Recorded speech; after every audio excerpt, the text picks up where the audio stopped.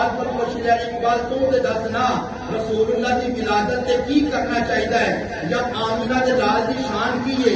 अल्लामा इकबाल ने कहा सिर्फ मैनू लग पे आती है दुआ बन के तमन्ना मेरी, जिंदगी शम्मा की हो सूरत, जिंदगी शम्मा की सूरत हो खुदाया मेरी। साढ़े सूरज की सिर्फ इकबाल लपे आती ताके लपे आती है दुआ बन के तमन्ना मेरी।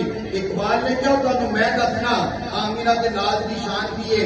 इकबाल ने क्या हो न जे फूल तो बुलबुल का तरन तुम भी ना हो, चमने दहर में कलियों का तबस्सुम भी ना हो न ये साकी तो फिर मैं भी ना हो तुम भी ना हो, बस में तो हीर की दुनिया में ना हो तुम भी ना हो। और खैमा अफलाक का इस ताजा इसी नाम से है, नब्ज़ हस्ती तपश आबादा इसी नाम से है, और दस्त में दामने को सार में मैदान में है।